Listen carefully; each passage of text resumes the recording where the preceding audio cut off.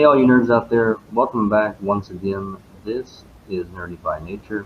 I'm one of your hosts, Agent Smith, And I'm Captain Rogers.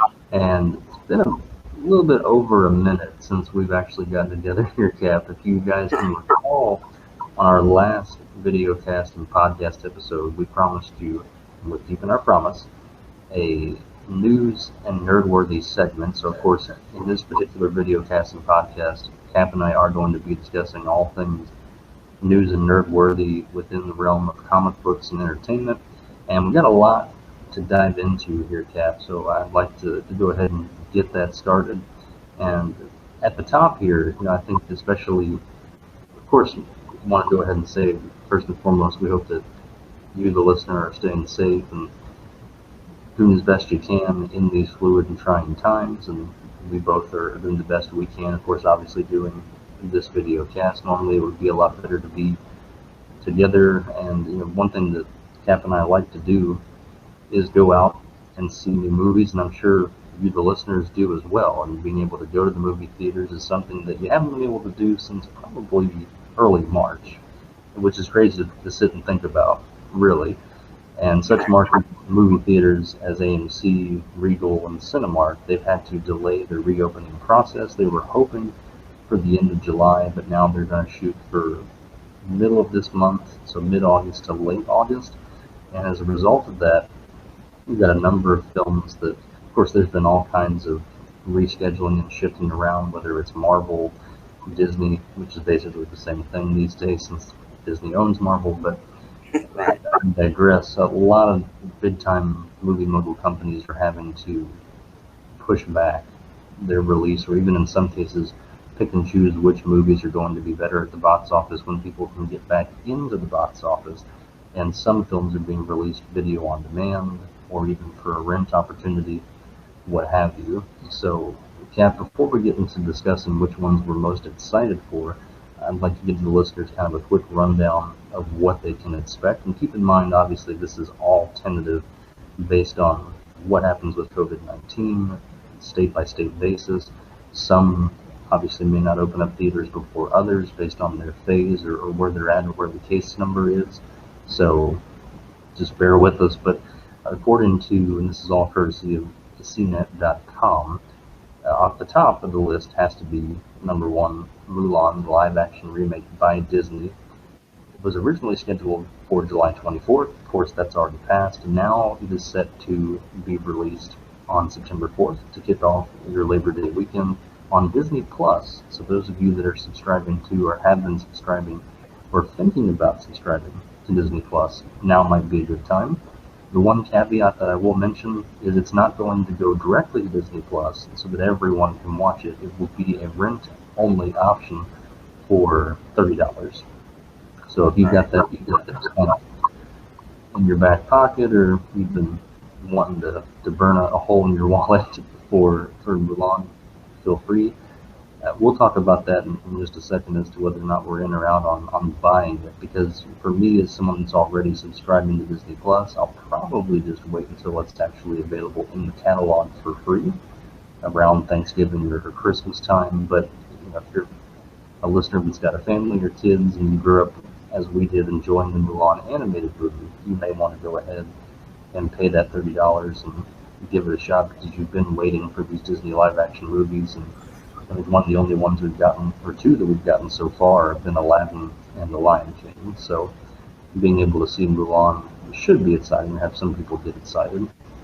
After that, we've got Tenet, which was supposed to come out on July 31st. It's been moved to August 12th, then moved again to August 26th internationally, and only select U.S. cities on Labor Day weekend. So there's a good chance that a lot of us won't be able to see Tenet for quite some time, and that's kind of a bummer, because I'm a big Christopher Nolan fan due to the intricacy of most of his films, and so it's just a real bummer. Cap, is this one that you were looking forward to watching too? Oh yeah, I mean I'm a big Christopher Nolan fan, so I'm anxiously awaiting his next movie. More a fan of like the Inception and Batman movies and stuff like that. I did not see his war epic What was it called again? You remember? Oh, that's actually a really good question. Put me on the spot. If I'm Sorry. not, if I'm not mistaken, I want to say it was something around. It was some sort of had a German name to it. We'll have to look that up later and see if we can get back to it. But Right. I cannot remember it for the life of me. I was going to say it's on the tip of my tongue, and if you wouldn't Dunkirk. have asked, Dunkirk. That's it. Yeah, Yeah. that's it. It was like right there, Right. but Right. couldn't quite get Right. to it. But so And I yeah. don't know, like I don't know why I didn't see it. I've heard that it's amazing, as most of his movies are. But um, and I will say that I know we're going to discuss it more in a little while on the Mulan thing. I don't think it's going to be a rental. From what I understand, you pay $30 and you have it like it's just a continuous. You just get it early, basically. Now From that what would I be a understand, much better, that'd be a much better scenario because everything that I've seen and I've read, it's very much so just a one-time shot. But now if it's where you pay the 30 and it's yours, then of course that would be very comparable to and would make more sense because most of your 4K ultra high definition movies nowadays would be about $29.99 on the shelves at your local WalMarts or Targets or wherever you shop for your movies.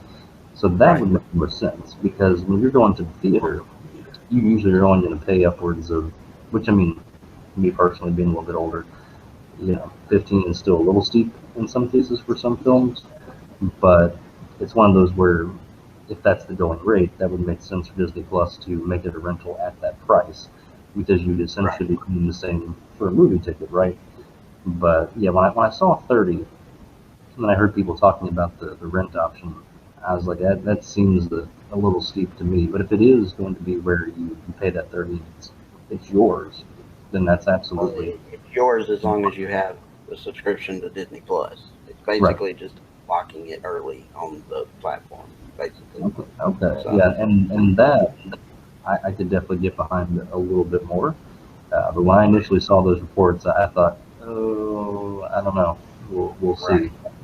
But so some of the other films that you can look forward to, potentially, hopefully, is going to be Antebellum, and that is a chilling horror story of a modern woman who is trapped in what I can only describe as a very intense and different era. And it's one that looks like it's going to be right up there with movies kind of like Get Out and Us. So I think it's going to be very palpable, very timely, and it should be very interesting. It stars Janelle Monáe, a very multi-talented producer, singer, songwriter, and now, of course, actress. So looking forward to kind of seeing how that one turns out. It could be a sleeper movie this late in the summer, and from there we go into, speaking of August 21st, Bill and Ted Face the Music was supposed to come out on August 21st. It's now been moved to September 1st, so 1st of September. And Kevin Smith actually got to watch a special screening and gave it high praise, emphasis on high. Right. And if you get the joke there, you'll get it. If you know, you Right. know. But still, brought him to tears, and he absolutely fell in love with it. And so I think that speaks volumes to a franchise that I wasn't expecting to get any kind of reworking or redo, but it seems like a lot of people are going to have some nostalgia overload with this one and really leave the theater saying, you know what, I wasn't expecting a whole lot, but wow, that was a lot of fun. At least that's what I got from the Kevin Smith review. So we'll have to see what comes of that movie. But at this point, Keanu Reeves is just a lot of fun to watch. So I think it Oh should be yeah. fun for the whole family. We'll have to see how it goes, or if it still is on pace for that September 1st release date. And then the movie that just keeps getting pushed back and keeps getting pushed back and pushed back is the New Mutants. So we've been talking about this on a couple other podcasts before as to will we get it, will we ever be able to see it. And I don't even know if excitement is the word to use at this point because so just to give you the listener a little history lesson as to how far back this movie has been pushed. It was originally supposed to air April 13th, 2018, but moved to February 2019 to prioritize Deadpool 2. Makes sense. Then was moved to August of 2019 to prioritize XMen Dark Phoenix. Could argue that was maybe a little bit of a waste. And then moved once more to April 3rd, 2020. And of course, that was full-blown middle of the pandemic. So it has been moved yet again to August 28th. But to be honest with you, Cap, at this point, I think we're going to believe it quite literally when we see it, if we see Right. it. Yeah, I mean, I honestly, I mean, yeah, it's an X-Men movie, so yes, I will see it, but it was never one that was just like high on my list. And just with all of the stuff and the pushbacks and all of that it's gone through, I mean, even the actors and actresses from the movie have been getting annoyed with it. And just at this point, I would assume them just release it on Disney Plus and be done with it, because I mean, I don't know that I even have interest in going and seeing it in the theater at this point. So, Right. It's just one of those like, oh, New Mutants, it's got a new date. That's cool. I think the best quote that I've seen on it so far is it's the unluckiest film to date to be produced because it's just had to keep getting, like I said, keep getting pushed further and further back, and just no right. fun. But we'll see. Fingers crossed. Knock on wood. Yeah. And so from there, we'll go into some other movies that we're going to be quite more excited to see. Now, of course, this first one I'm going to mention, maybe not so much, but the next one, very much so. So, The Kingsman, that's The King's Man, is September the 18th, which is a prequel to the Kingsman movie series, which, if you haven't watched any of those, it's kind of like a different take on James Bond. And so it's just a lot of fun. I'm not going to say for the whole family because it's a little bit more, PG-13 plus there, but it's definitely action packed and there's some comedy mixed in as well. So if you're into that James Bond type secret agent, underground, CIA type deal, then The King's Man should be a lot of fun, and hopefully we'll be here September the 18th. Now let's get into what we're going to be excited about here. Most of the movies I'm about to list, we're going to be pretty pumped for, Cap. So on October 2nd, we've got Wonder Woman, most likely going to be in big screen 1984. And the first movie was just an absolute smash hit.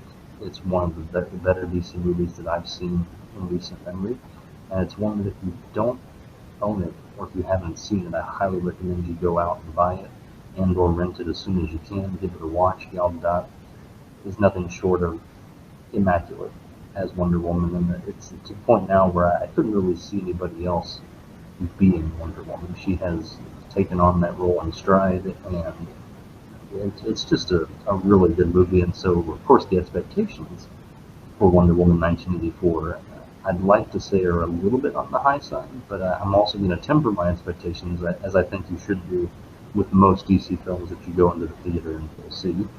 And Right. then keeping with the woman power here, we've got Black Widow on November 6th. It's one that we were supposed to see back on May 1st, but now we've had to wait and wait. And I think, Cap, I speak for both of us when I say we're getting a little antsy on waiting Yeah. for Phase 4 to start. So we're really excited for this one to hit theaters, hopefully, but who knows? Depending upon the success of Mulan, which we'll get to in a second, maybe it will also be available for pre-order on Disney Plus. Fingers crossed. That's something that we definitely would pay for because we're Marvel fans at the end of the day. Let's be honest. And then from there, we've got No Time to Die. So I mentioned The King's Man earlier, so No Time to Die for all of you James Bond fans out there. It's going to feature Daniel Craig yet again. He's back at it. It'll be released on November 12th in the UK and November 20th in the US and elsewhere. And then Marvel's The Eternals should be coming out into next year now, so February 12th, 2021.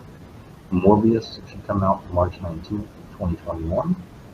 We've got F9, so the franchise that just refuses to give up, and that's Fast and Furious, April the 2nd, 2021. So, Cap, I know you're looking forward to seeing where it goes and what happens. I'm a little bit behind with that franchise, Yeah. so I'll have to play catch up. And then we get back into some Marvel and DC movies here with Shang-Chi and the Legend of the Ten Rings, May 7th, 2021. The Batman, featuring Robert Pattinson as the Cape Crusader, October 1st, 2021. And then Doctor Strange in the Multiverse of Madness, March 25th, 2022.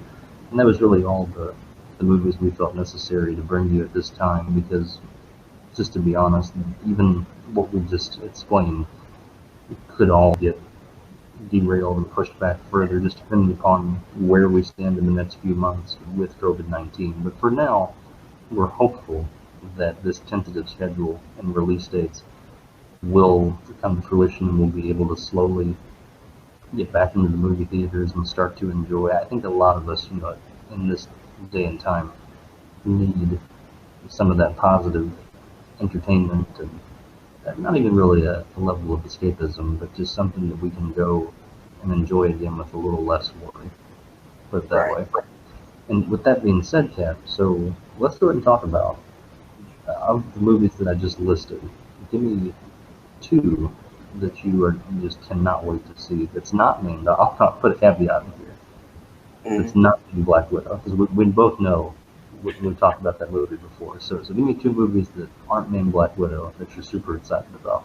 Well, out of the list you just gave, if I can't go Black Widow, then I'm going to go with the other Marvel Cinematic Universe movies, and being Shang-Chi and Doctor Strange. Shang-Chi. Oh, that's a surprise. Yeah, Shang-Chi just mainly because I don't really know anything about that character. Not read much about him in the comics even. So I feel like that's going to be something exciting and different for the MCU. And then I enjoyed the first Doctor Strange movie, but it wasn't like high on my list. I don't think I even made it to the theater to see that one. I saw it when it came out. But him being as deep as he is into the MCU now, I'm excited to see where it goes and to see what that movie is going to entail.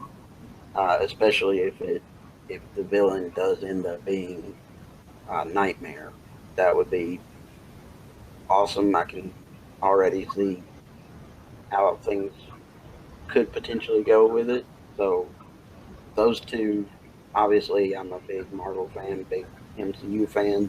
So those are going to be high on the list. Black Widow's probably higher than those two for me, but out of the ones you asked me about, and those are the other two that I'm excited about. What are you? Well, and that's why I made that caveat because I knew like your go-to was going to be Black Widow, and that's one that we've already kind of talked over on previous podcasts before, and it's one that we all pretty well know about and know what to expect from it and who's going to be in it. So that's why I made that caveat for sure. It would obviously be one of my top two as well. So for me, I think just looking at this particular list, I'm super excited for the Eternals because it's something, again, like you said with Shang-Chi, we don't know a whole lot about them other than the fact that they are these primordial celestial Marvel beings that most of which are omnipotent and have ridiculous amounts of power and probably influence in the Marvel universe, and we just don't know it yet. And I'm really interested to see exactly how they're going to tie into the MCU, what role they're going to play in Phase 4, because at this point, again, we don't really know what's going to happen. And I know for sure in Phase 4 they've said already that we're going to have a more cosmic focus, and I'm excited about that because I love movies like Guardians of the Galaxy, Thor Ragnarok, etc., etc. And then I think really I have to agree with you, Jeff. My second one has got to be Shang-Chi and the Legend of the Ten Rings, which I don't want this to be Marvel heavy. I mean, I'm definitely excited for the Batman, and we'll get to that in a second. Right. But I think, again, it's just we're getting these new characters in Marvel, in the MCU that we haven't had before. And with the Legend of the Ten Rings, we're also going to get, reportedly, I'm hoping, I think we're all hoping for this, we're going to get, I don't feel like you include the Legend of the Ten Rings in the title and then don't bring in the Mandarin, at least as maybe a teaser at the end, potentially. We'll have to see where that goes or if that happens. I'm pretty sure he's going to be like the main villain or much more involved in it, from what I've Right. been And told. I So, hope he is, because I feel like that's somebody that you could introduce in this movie and not necessarily have Shang-Chi defeat him. And I would hate for it to be just a throwaway character, but I think if they kind of build it up, he could be one of those mini villains in Phase 4 that leads to a bigger event in Phase 5 or at the end of Phase 5, which I know Marvel's already said they're probably not going to do the whole, all of these intricate movies building up to a bigger climax like Infinity War and Endgame again. But it worked pretty well the first yeah, time. So it would be hard to imagine that we don't get some type of formula like that with Phase 4 and Phase 5. So for me, I think Shang-Chi's got a lot of potential to really steal the spotlight this summer, and I hope that happens. But we'll just have to see when it gets released and exactly what we get from that film. So now that we know what we're excited for, let's talk about maybe one or two that are going to surprise some people. So in your opinion, Cap, just based on these movies, do you see any that be maybe, I'm real big into fantasy football, and I've been doing a lot of mock drafts here for a season that might not happen. So we'll have to see. That's a whole other conversation for a whole other podcast. right, But right. a term in fantasy football that's thrown around a lot is sleeper. So of these movies, who are two of your sleeper picks? I mean, as far as surprising us, I hope that Morbius surprises, because it's not one. I mean, it's the comic book movie and it's in the Spider universe, the Spider-Man universe. So I mean, and being in the Spider-Man universe is gonna be in the whole MCU. To what degree we don't know yet, but I mean, vampires don't really excite me very much. So I mean, and there's been a lot of vampires in the movies as of late. So I hope that it surprises us and is a better movie than, I don't know. I mean, we've only seen one trailer, so Right, and I think for a lot of people that, like myself, are big Spider-Man fans and webheads, whenever you see an independent film of a rogue gallery, of his rogue gallery of villains, like a Venom, or in this case a Morbius, you want it to be really good. And of course, we've already had Venom, and we know that it was either 50-50. I feel like with a lot of people, it was either you loved it and thought it was great and highly watchable, or you thought it was hot garbage that had its moments, and Tom Hardy had to act to the 11th degree out of the ballpark to make the role believable. He just went to the ends of the earth to make that character his own. And of right, course, I applaud him for that, because it's one of those where a lot of people are big on Venom. So it's like when you play that character, you've got to bring it. And I think he did. I think there were just other parts of that movie that maybe could have worked a little bit better. So we hope that's not the case with Morbius, because I feel like Jared Leto is going to do the character justice. I just hope that all the moving parts, again, a lot like with Tom Hardy and Venom, I hope all the moving parts around him don't bring the movie down the way that certain scenes did in Venom, if that makes sense. right. And I would say that an exciting thing about Morbius is maybe it could be possibly be part of setting up the Sinister Six for Spider-Man in the future. Yeah, if Sony can start tying in some of these characters to the MCU, or even just to Spidey, that's going to be big. That's almost going to be, even if the movie isn't all that great, if that's what we get as the end credit scene, that's going to be worth YouTubing, and that's exciting for sure. So I'm really, I'm kind of hoping that this can be a deep sleeper movie. And the other one I think for sure that I want to talk about is we've got it on the list, and again, we've been a little Marvel heavy here early on in the discussions. So the Batman, it's one of those that I'm hoping that it's good, and I'm hoping that I feel like Pattinson can pull it off, because again, I feel like it's one of those, when you think back to before the success of the Dark Knight series with Christian Bale, it's like, well, I could see him as Bruce Wayne, but can he pull off Batman? And of course, now we all know that he was perfectly capable of pulling off the Caped Crusader. So Right. it's one of those where I feel like Pattinson can do it. It's just we seem to be getting kind of lukewarm reviews from people in terms of filming, and it's just we've seen a lot of Batman up to this point. So it's one of those. Is it going to be more Val Kilmer? Like it's there, and it's all right. It's watchable. So when you talk Batman, it's like Spiderman. It's one of those. He's one of those superheroes. When you do a movie, there's some superhero movies that you can do and get away with it, but with Batman, you just got to get it right, right?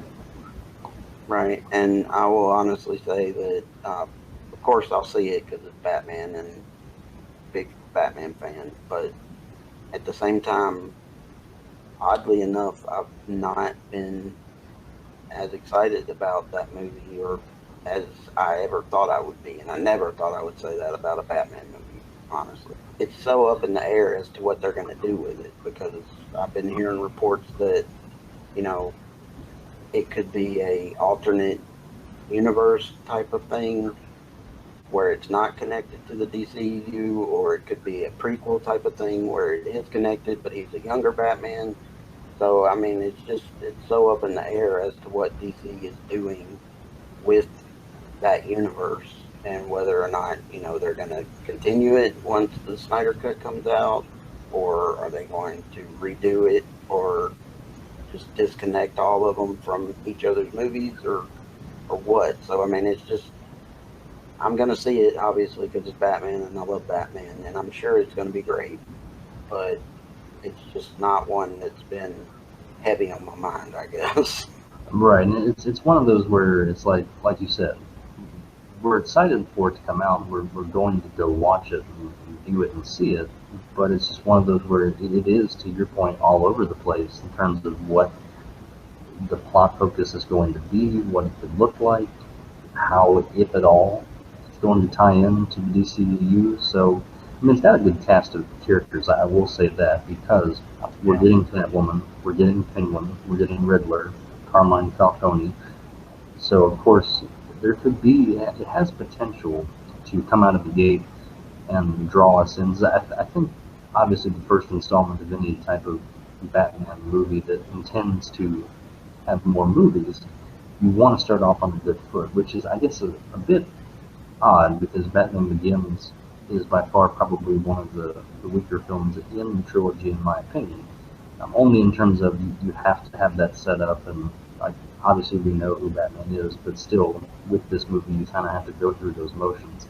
So it's one of those where you hope that they don't have to go necessarily go through so many of those motions, and I don't think they will, given this type of cast, because we've got Zoe Kravitz as Catwoman, we've got Colin Farrell as Penguin, and Paul Dano as the Riddler, and John Turturro as Carmine Falcone, and then Jeffrey Wright as Commissioner Gordon. So I feel like we're going to have all of Andy Serkis, I should mention, as well as Alfred Pennyworth. So I mean, the cast itself, a lot of good acting chops, and I think all those personalities will mix together pretty well. And I think they all understand what these characters mean to us, the viewer, and the fanboys and fangirls out there. I hope they're able to put all the pieces of the puzzle together and put out a quality Batman film that we're used to seeing over the years for the most part. There's been some hit and misses, but for the most part, there's been Batman phases that have been pretty iconic. So it's Definitely. no pressure. And I will say that another thing that kind of makes me less excited about it is if it is a prequel and it's connected to the DCEU, then great, that's fine. And being they have said that it's going to take place a year into his being Batman, so hopefully we won't have to watch his parents die again and all of that. But there comes a point where I just feel like they are, if it is a reboot and not connected, I feel like Hollywood has a tendency to reboot things way too quickly. And it gets old after a while having to rewatch their beginnings once you've seen it so many times. And I mean, I even felt that way about Spider-Man. I love Tom Holland as Spider-Man, and they did do. well in that they didn't, you know, cover his full origin again over and over again in the first one, but it gets old having to get used to a whole new series of movies every couple of years where you know what I mean? Oh, 100%. That was honestly the point that I was about to make for Batman, is that I very much think that DC could take a small page out of the MCU playbook by looking at no further than Spider-Man, because to your point, nobody needed to see Uncle Ben get shot what, fifth, sixth time? Like, we all Right. know with great power comes great responsibility. We get that. Move that out of the way. Can we just get a watchable, lovable, believable Spider-Man?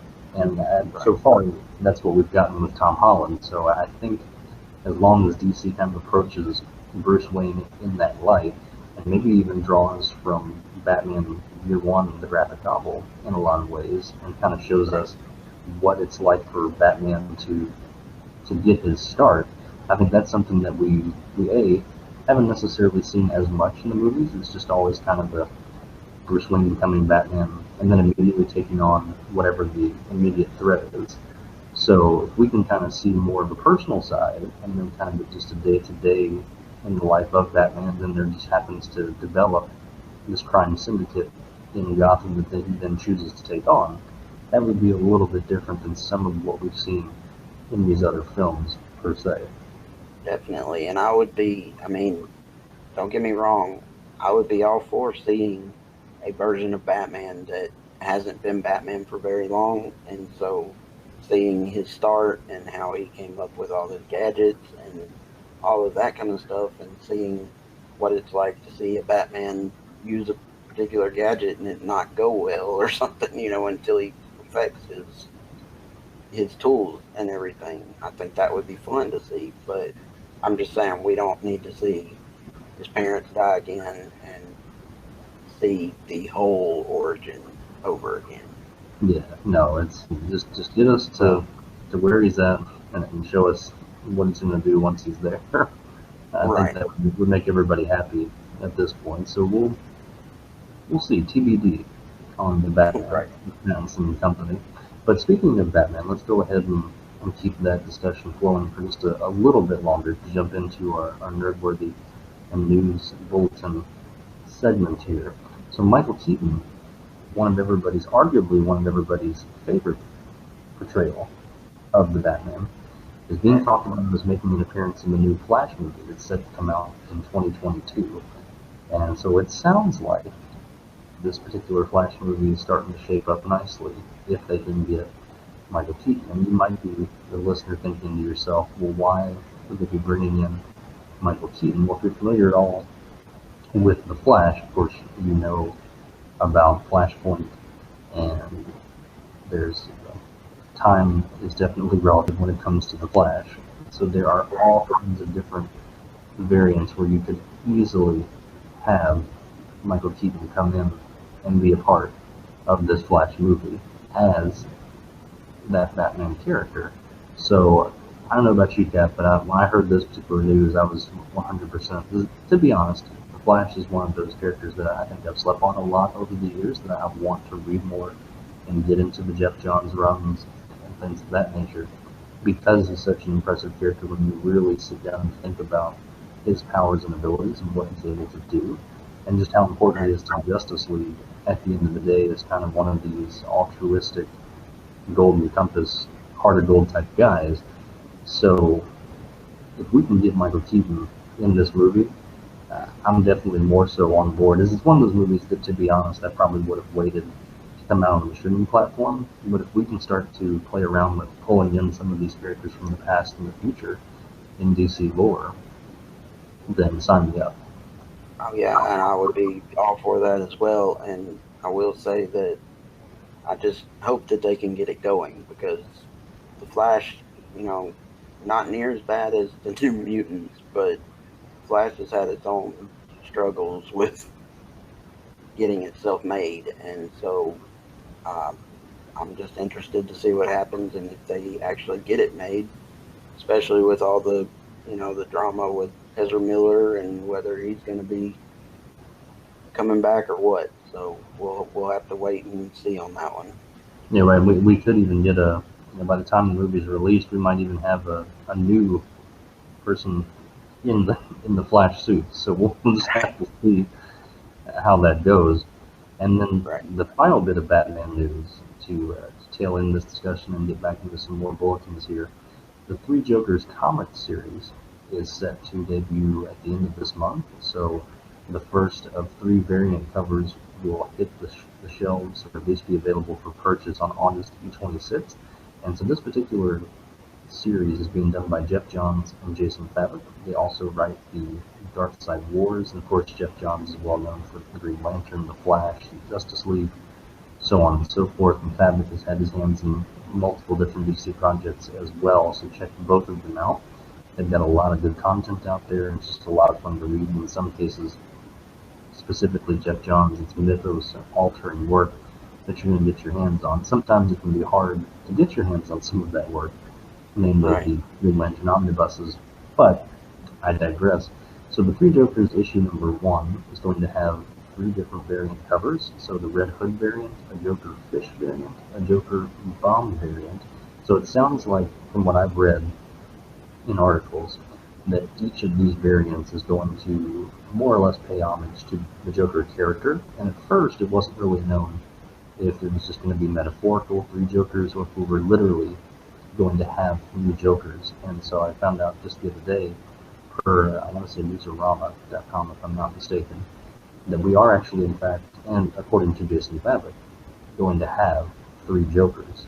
So Batman, a while back, had sort of ascended to a godlike status by being on this omnipotent Mobius chair, and he asked one very important question to him as Batman, and that is, what is the real name of the Joker?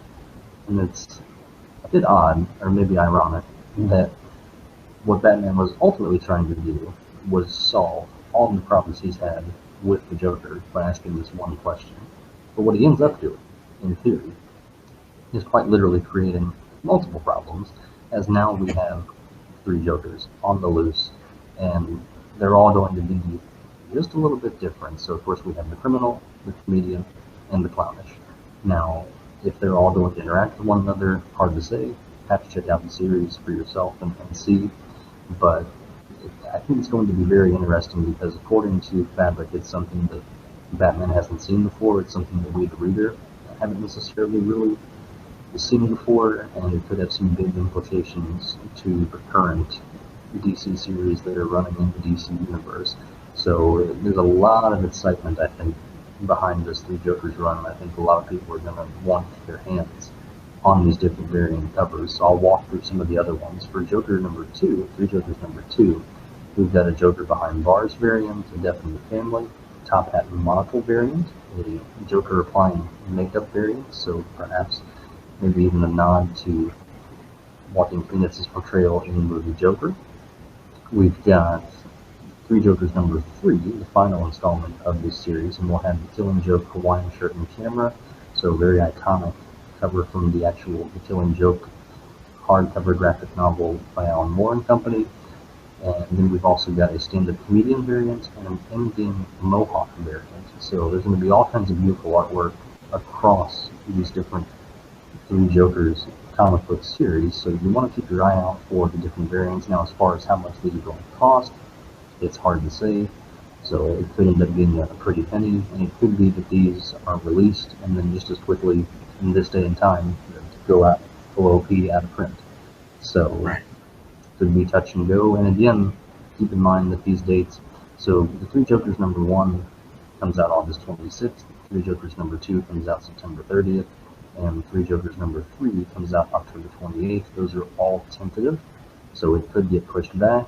You just kind of have to keep your eye out on that and just kind of Google search Three Jokers release and just make sure that it's still, that hype train is still going all the way until the end of this month. Yeah, and I will say that everybody, if you are going to get into the Three Jokers and everything, please do what you can to help support your local comic shops, because I know that right now, as with everybody else, right now is an extremely hard time for the local comic shops. And so we all need to, if you are into comics and you read physical format, you really need to find yourself a local comic book shop and make sure and help support these guys and gals. Absolutely, and I would even echo, especially for these three Jokers that are coming out, or just any comic that you're looking for, graphic novel or series or manga or whatever you're into, whether it's pop dolls or collectibles or statues, etc. Just be sure to give those local comic book shops a call and just have a conversation with them and say, what do you got coming in? What's it look like right now? Are we allowed to come into the store? Could you do a pickup order, curbside delivery? You'd be surprised at what some local comic book shops are willing to do. Most are usually willing to go that extra mile to make a sale, or you can even build a good relationship, or in some cases even a friendship with the comic book shop owner. It's usually somebody like us in the nerd community that has a passion for this and is going to try and hopefully be helpful. So by all means, if you can buy local, we at Nerdy by Nature definitely recommend that all day long. Absolutely, because I mean, even my local comic book shop, uh, Outer Limits, and it's in Murfreesboro. They even do, sales on their Facebook group. They do sales on their website, and so I know, and they're willing to ship to people. So I know that a lot of comic book shops are going about things differently and figuring out how to be accessible to everyone and a bigger selection of people than just the local people. Exactly. And so now let's go back into, I know we've been a little back and forth between DC and Marvel, but essentially there's been a lot of news that's broken with both entertainment-wise. They've been busy. Understandably, you're trying to figure things out, in these different strange and fluid times, as we've mentioned before. So Spider-Man into the Spider-Verse, this news is a little on the still side, but I still wanted to bring it up just because it's exciting. I think we need some positivity for sure. So it's scheduled to be released April 8th, 2022. That's not the news. So Nick Kondo, lead animator, announced back on June 9th that production has begun. And if you go back and watch the teaser clip for this sequel and watch with a keen eye or read articles and see still images, you'll see specific logos, and a few of them stick out, primarily Silk, aka Cindy Moon, Spider-Punk, and Ben Riley. So these are all different Spider characters that are part of the Spider-Verse, have been for a while, that I'm personally excited to see as a webhead. And also, of course, we're going to get more of Spider-Man 2099, voiced by Oscar Isaac. And we saw him a little bit in that post-credit scene making fun of the meme of the Spider-Man pointing at one another.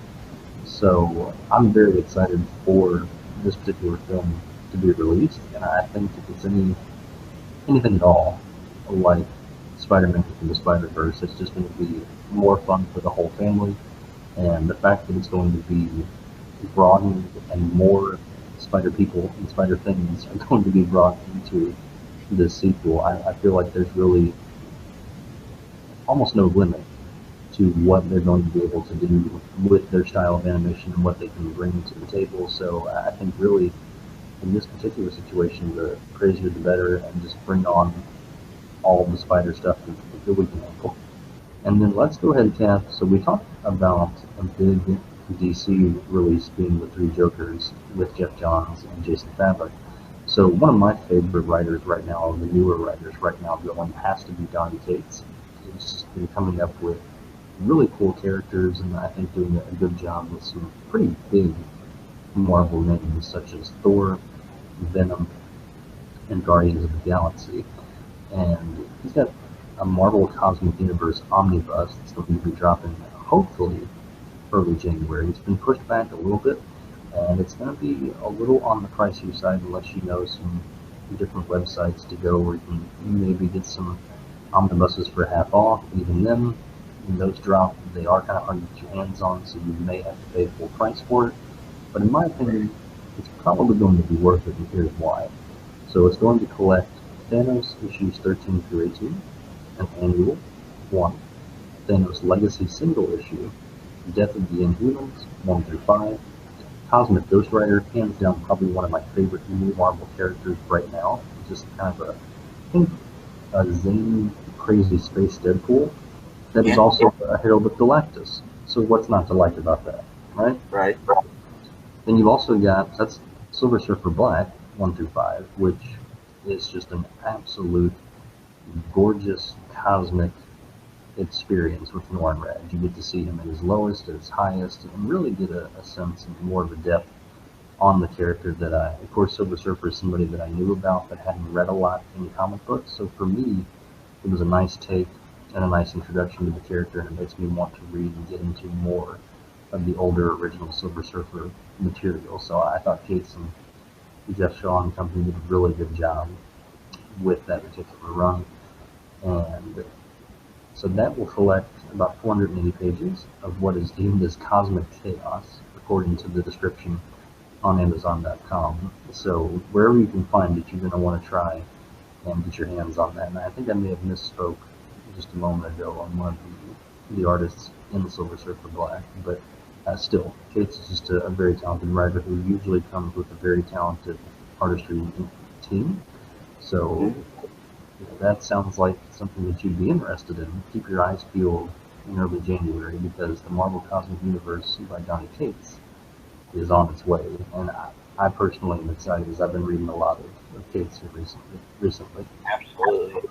And another story that I know he's pretty excited about, they actually released somewhat of a breaking news hype video back in July. So they're also going to be coming out with King in Black. It's going to be a, I believe, sort of graphic novel-esque series, but at least a full running series in one hardcover book. It may also be available in trade paperback, but of course, for you and I, Cap, I know we usually prefer more of that omnibus or hardcover if we can find it. And so it's going to be based off of a character that they actually created, introduced back in August of 2018 in Venom #3, and that's Null, the god of the symbiotes. And he's going to be coming to Earth. He was released, if I'm not mistaken, towards the end of the run that Cates did with Absolute Carnage. And he's just somebody that the Avengers, Iron Man, Captain America, the whole XMen team, and this is just me quoting Donny Cates from that hype video, they're not ready for Null when he comes to Earth. It's something that they haven't seen before. Eddie Brock tries to warn them that they've dealt with symbiotes before, but not like this. This is essentially the celestial symbiote. It's the original. This guy is immortal. I don't know that he can actually be killed. He can be maybe defeated or wounded in battle, but I don't know that he can actually be physically killed. So his powers are basically omnipotent.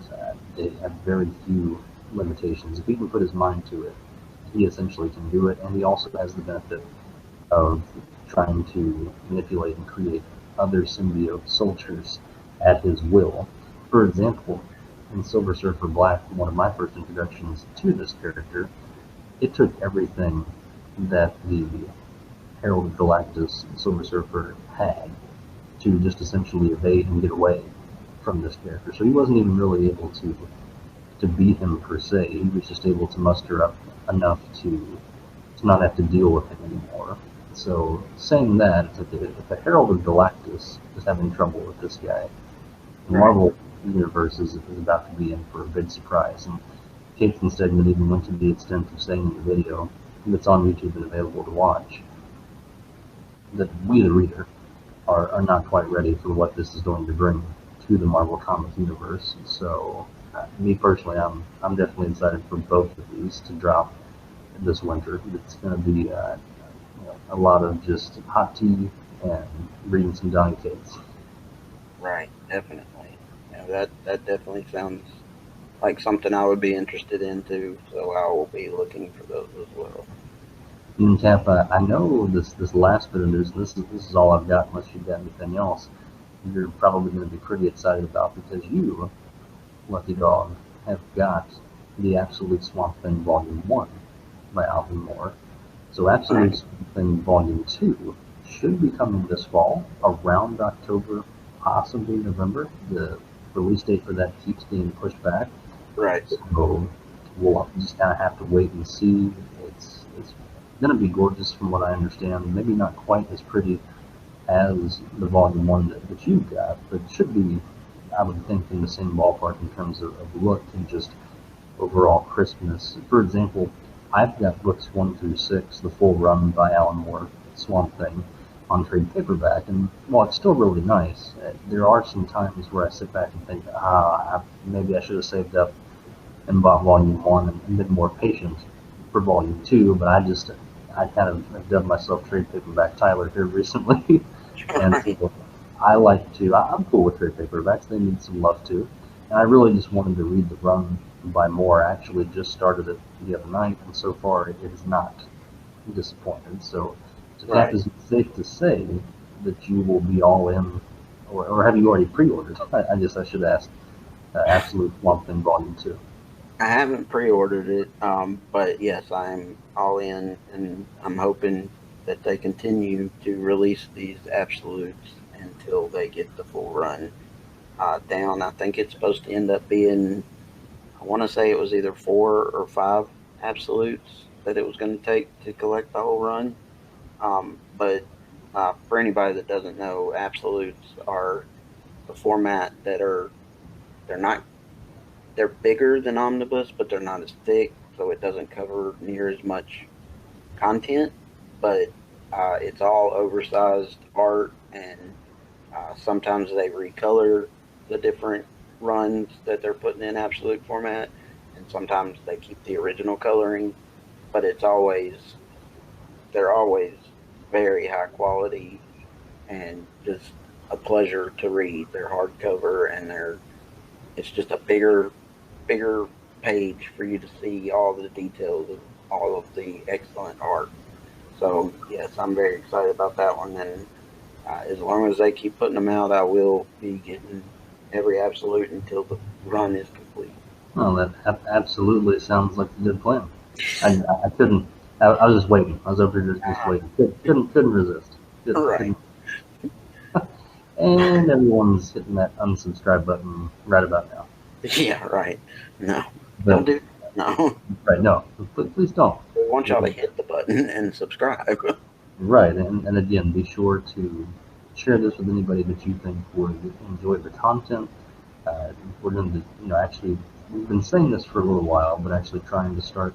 We still have a Facebook group. It is alive. It is not, you know, we probably need to shake off the cobwebs a little bit and get more interactive with you Right. all. Start posting some polls and doing some things like that. So we're going to do our best to work forward on that and get this as interactive as possible. And of course, again, leave comments down below as to where we got things right, where we got things wrong. If you want maybe some more stats or more article information, what have you, maybe even some sound bites, etc. We're definitely open to any and all suggestions to bring you the best content that we can here at Nerdy by Nature. That's what you boys are all about.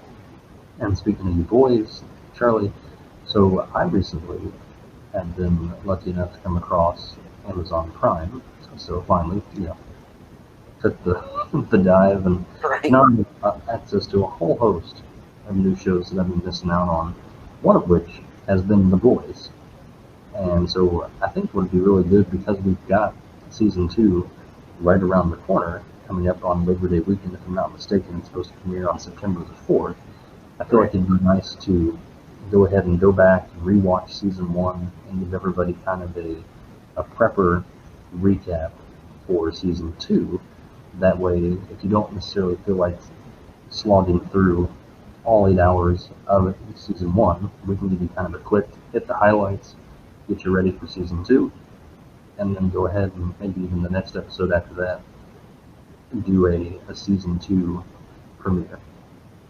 Absolutely. And I will say that I know things are really rough right now, and everything going on. We have been a lot more sporadic with our content and our episodes, but as things calm down a little bit and hopefully get better, we will be meeting up and doing the show a lot more often, hopefully back to once a week. So just bear with us in that. And all of the news that we've covered today is just a lot of the news that we're excited about. And but that's not to say there's not, 1,000 other stories and other MCU movies that are coming out. But if we covered them all, we'd be here all night, you know. So we'll probably do more news in the coming weeks and everything. But just bear with us, and we're going to be a lot more scheduled and a lot more regular with the show. For sure, and I have to admit, Nerdy by Nature Late at Night doesn't have a terrible ring to it. Right? But not exactly, what we're shooting for. And of course, the joy of podcasting and video casting is you, the listener, can listen to this whenever you see fit. So whether that's taking a walk around the neighborhood in the morning or the afternoon, or watching it at night or listening to it at night before bed, hey, maybe our voices put you to sleep, and that's all right too. So. And be aware that our show is still in podcast format too, where it's audio only. And I will be including a link to that version in the description of the video. And I was going to say it's available where most podcasts are, whether it's Google Podcasts, iTunes, Spotify, and other places. And of course, Anchor, our personal choice for podcasting as a platform. And so that's going to do it for your boys here on this episode and edition of Nerdy by Nature. Until then, it's been a blast, and we will see you next time with the boys' Season 1 Prepper recap.